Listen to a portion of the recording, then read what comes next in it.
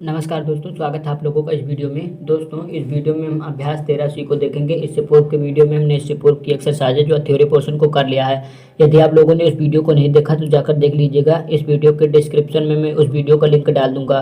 तो चलिए फिलहाल शुरू करते हैं इस वीडियो में हम अभ्यास 13C के पहले क्वेश्चन को। तो पहले क्वेश्चन में कहा गया है, चित्र में दो त्रिभुज आपस में सर्वांगसम हैं, उन्हें छांट कर सांकेतिक भाषा में लिखिए। हमें छांटना है और उसे सांकेतिक भाषा में लिखना है जो त्रिभुज जिसके सर्वांगसम है। ठीक है, तो यहाँ पर आप देख सकते हैं आप लोगों को 5 त्रिभुज दिए गए हैं। पांचों में आपको छांटना है कि कौन सा त्रिभुज किसके सर्वांगसम है और उसको सांकेतिक भाषा में लिखना है। ठीक है, तो यहाँ पर देख सकते हैं पहला, दूसरा, तीसरा, चौथा, पांचवा आपको दिया गया है। तो यहाँ पर आप लोगों को छांटना है कि कौन सा त्रिभुज किसके सर्वांगसम है। तो यहाँ पर देखिए आधार ए बी यहाँ पर 2 सेंटीमीटर दिया गया है, इसका भी दिया गया है, इसका भी दिया गया है, इसका भी दिया गया है। तो आपको छांटना है किसके सर्वांगसम करना है। ठीक है, तो आप देखिए ए बी सी हम लिख देते हैं। पहले ए बी सी त्रिभुज को पहले सर्वांगसम करेंगे, ए बी और सी। तो ए बी सी त्रिभुज सर्वांगसम होगा किसके, ए बी आधार 2 है इसका, तो इसका आधार हम ले लेते हैं एच आई वाला, इसको ले लेते हैं एच आई।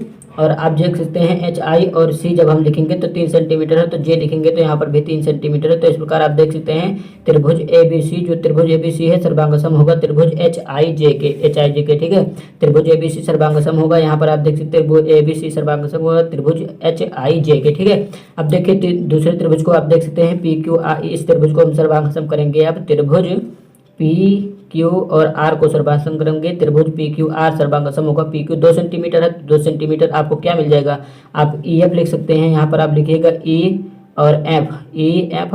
और देख सकते हैं आर आपको 3 सेंटीमीटर दिया गया है, इस प्रकार आपको जी भी 3 सेंटीमीटर दिया गया है। तो त्रिभुज पी क्यू आर सर्वांगसम होगा त्रिभुज ई एफ जी के। ठीक है, और देखिए अब दिया गया है आप लोगों को ये वाला त्रिभुज दिया गया है, तो इस त्रिभुज को भी आप सर्वांगसम कर सकते हैं। तो इस त्रिभुज को किसके सर्वांगसम करेंगे, तो इस त्रिभुज को सर्वांगसम करिए आप। देखिए त्रिभुज, इस त्रिभुज को और इस त्रिभुज को हम सर्वांगसम कर देते हैं, हम कर देते हैं ई एफ जी सर्वांगसम होगा। यहाँ पर देख सकते हैं ई एफ जी सर्वांगसम होगा। पहले ई एफ आपको 2 सेंटीमीटर दिया गया है, तो यहाँ पर भी आप लिखेंगे, कैसे लिखेंगे, 2 सेंटीमीटर और पहले लिख लीजिए।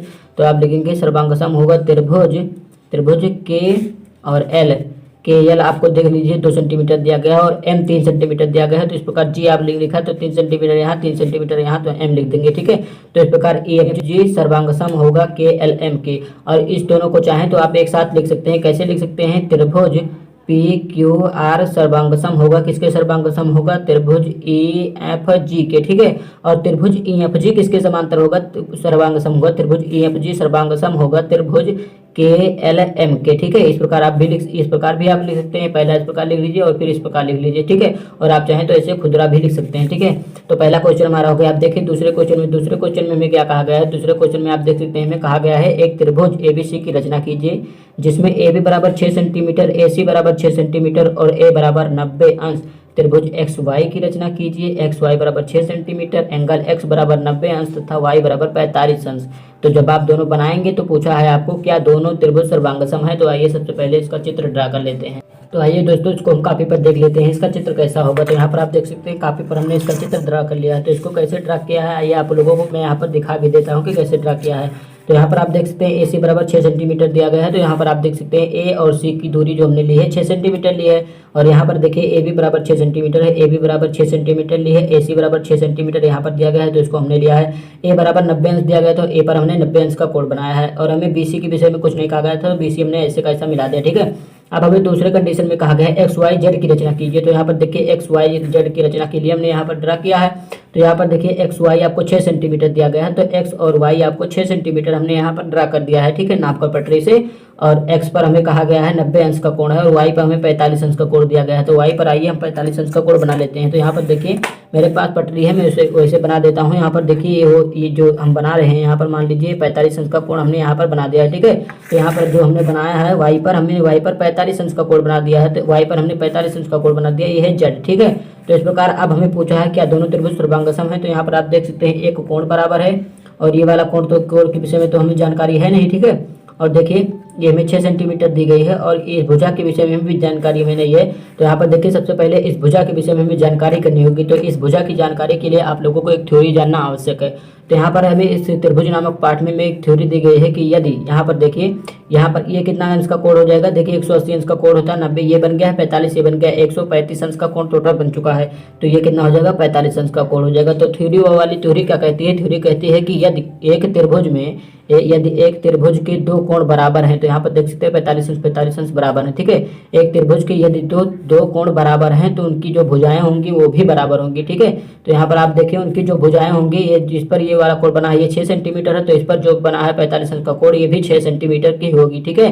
तो इस प्रकार अब आप देख सकते हैं ये 6 सेंटीमीटर का है तो ये भी 6 सेंटीमीटर का, ये 6 सेंटीमीटर का तो ये भी 6 सेंटीमीटर की, और 90 अंश का कोण है तो 90 अंश का कोण है, तो यहाँ पर कितने अंश का, यहाँ पर भी 45 अंश का कोण बनेगा। तो इस प्रकार आप देख सकते हैं जो हमें दिया गया है त्रिभुज ABC वो सर्वांगसम होगा। यहाँ पर आप लिख लीजिएगा त्रिभुज ABC सर्वांगसम होगा, किसके सर्वांगसम होगा, XYZ के, त्रिभुज XYZ के सर्वांगसम होगा, ठीक है। अब देखिए दोस्तों तीसरे क्वेश्चन में कहा गया है पार्श्वाकृत चित्र में AB बराबर AC, ये हमें दिया गया है चित्र। यहाँ पर हमें कहा गया है, पहले में कहा गया है AB बराबर AC, तो AB बराबर AC हमें दी गई है, ये वाली दूरी बराबर है, ठीक है। आगे क्या दिया गया है, आगे हमें दिया गया है एंगल DAB, एंगल जो हमें दिया गया है DAB ये बराबर होगा CAD के, ठीक है। तो क्या ABD और त्रिभुज ADC सर्वांगसम है, यदि हैं तो क्यों। यहाँ पर आप देख सकते हैं ये जो त्रिभुज है ये तो सर्वांगसम हो गए ही, क्यों सर्वांगसम हो गए है, मैं आपको कारण बताना चाहता हूँ। यहाँ पर आप देख सकते हैं AB बराबर है, एक भुजा यहाँ पर बराबर है, AB बराबर है AC के, देख सकते हैं। तो मैं यहाँ पर लिख देता हूँ कागज पर कि AB बराबर है, किसके बराबर है, यहाँ पर आपको क्वेश्चन में ही दिया गया है AB बराबर है AC के, ठीक है। ये एक भुजा आपको बराबर मिल गई, और आप लोग देख सकते हैं यहाँ पर एक एंगल भी बराबर है, यहाँ पर A जो है ये बराबर है, कौन सा एंगल बराबर होगा, DAB जो एंगल आप लोगों को मिला है, यहाँ पर देखिए DAB जो आपको एंगल मिला है ये बराबर होगा CAD के, ठीक है। ये एंगल बराबर होगा किसके, CAD के बराबर होगा, ठीक है। तो आप देख सकते हैं एक भुजा हमें मिल गई और एक एंगल मिल गया, एक भुजा और ढूंढ लीजिए आप लोग SAA सर्वांगसमता से इसे सर्वांगसम कर सकते हैं, ठीक है। तो यहाँ पर आप देख सकते हैं AD जो भुजा है, AD भुजा दोनों त्रिभुजों में कॉमन है, ADC वाले में और ADB वाले में, दोनों में कॉमन है। तो A और D भुजा बराबर है AD के, ठीक है। AD भुजा इसमें भी है और AD भुजा इसमें भी है। तो इस प्रकार आप देख सकते हैं भुजा कोण भुजा यानी SAS सर्वांगसमता नियम से ये त्रिभुज सर्वांगसम होंगे। कौन कौन से त्रिभुज सर्वांगसम होंगे, यहाँ पर आप लोगों को कहा गया है, पूछा जो गया है त्रिभुज ABD सर्वांगसम होगा, किसके होगा, AD और C के। तो ठीक इस प्रकार आप लोग देख सकते हैं यहाँ पर हमने कारण बता दिया क्यों सर्वांगसम होंगे, किस सर्वांगसमता नियम से ये सर्वांगसम होंगे और कौन कौन से त्रिभुज सर्वांगसम होंगे, ठीक है। इस प्रकार हमारा तीसरा क्वेश्चन भी कंप्लीट होता है। आप देखिए चौथे क्वेश्चन में कहा गया है एक त्रिभुज ABC की रचना कीजिए जबकि AC बराबर इतना, BC बराबर 6 सेंटीमीटर तथा एंगल C बराबर 60 अंश दिया गया है। तो ये इसे भी ड्रा कर लेते हैं। तो देखिए दोस्तों यहाँ पर जो हमें दूरियाँ दी गई हैं लंबाइयाँ उसे आप देख सकते हैं। AC बराबर 4.5 सेंटीमीटर, BC बराबर 6 सेंटीमीटर, C पर 60 अंश का कोण बन रहा है। तो यहाँ पर देखिए BC 6 सेंटीमीटर यहाँ पर हमने ड्रा कर लिया है। BC बराबर 6 सेंटीमीटर की एक साधारण सी लाइन खींच लेनी है जिसकी नाप 6 सेंटीमीटर होगा। इसको पटरी से आप देख सकते हैं यहाँ पर हमने 6 सेंटीमीटर का खींच रखा है। यहाँ पर आप इसको नाप लीजिएगा, जितनी भी लाइनें हमने खींची हैं उसको हमने नाप कर खींचा है, ठीक है। तो यहाँ पर आप देख सकते हैं एक्यूरेट 6 सेंटीमीटर आपको दिख रहा होगा, ठीक है। और देखिए फिर आपको कितना दिया गया है, AC बराबर 4.5 सेंटीमीटर, 4.5 सेंटीमीटर, तो AC बराबर 4.5 सेंटीमीटर दिया गया है। तो यहाँ पर आप देख सकते हैं 4.5 सेंटीमीटर ही एक्यूरेट करके इसको भी हमने यहाँ पर ड्रा कर लिया है, ठीक है। तो 4.5 सेंटीमीटर ये हो गया। अब हमें कहा गया है C 60 अंश, तो यहाँ पर जो है ये 60 अंश का कोण बन रहा है, ठीक है। ये हमने माना है कि 60 अंश का कोण यहाँ बन रहा है, तो ये जान लीजिए कि यहाँ पर 60 अंश का कोण बन रहा है, ठीक है। और हमें यही त्रिभुज की रचना करने को कहा गया था। तो ये त्रिभुज इस भुजा के विषय में कुछ नहीं कहा गया, तो इस भुजा को हम ऐसा का ऐसा यहाँ पर मिला देंगे तो ये त्रिभुज का निर्माण हो जाएगा, ठीक है। तो इस प्रकार आप देख सकते हैं ABC त्रिभुज का निर्माण हो गया जिसमें BC बराबर 6 सेंटीमीटर है और AC बराबर 4.5 सेंटीमीटर है। एंगल C आपको 60 अंश दिया गया है, ठीक है। तो इस प्रकार हमारा अभ्यास 13C भी कंप्लीट होता है। अगर वीडियो आपको अच्छा लगा तो वीडियो को लाइक शेयर और चैनल को सब्सक्राइब करना ना भूलिएगा। धन्यवाद, मिलते हैं अगले वीडियो में।